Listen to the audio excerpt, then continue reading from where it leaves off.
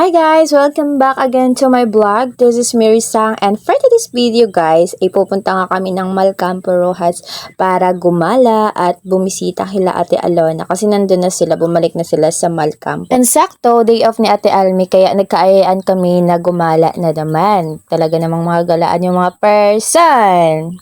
Before nga kami aalis, mag-outfit check muna yung mga person. Ayan, si Jowa muna. Next, yan naman si Bida-Bida.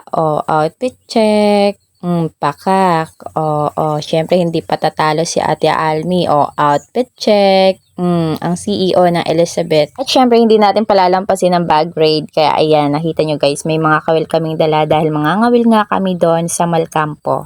7 AM nga kami umalis ng San Vicente dahil balak nga namin pagdating namin sa Malcampo talagang mga ngawil na kami, charot. Pero sila lang talaga yung mga ngawil guys, kukuha ko ng talaba doon. Alam kong maraming talaba doon at talagang mumukbangin natin yun.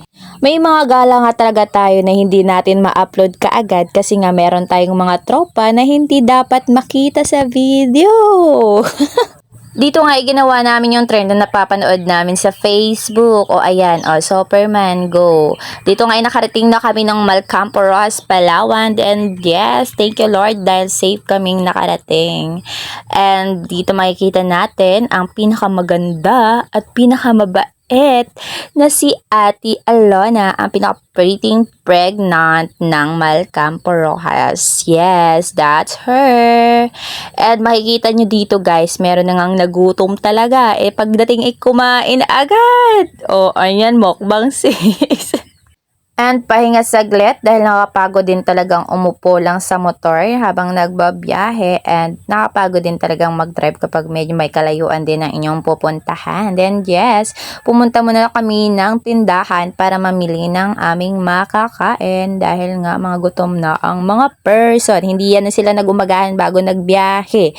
And yes, that's right. Talagang minokbang na namin ni Ate Almi yung mga talaba doon. At dahil nga sobrang gutom na namin, talagang hindi na kami nagpatumpik-tumpik pa sis. Talagang pukpuka na para makuha lang ng talaba. And yes, nagpwesto na ako dyan dahil nga ipapakita ko sa inyo kung gaano kasarap, gaano kanamnam yung mga talaba dyan sa Malcampo Rojas. Siguro naman talagang malinis yan no? After that, talaga namang minokbang ko na sinausaw sa suka na may sibuyas na may asin.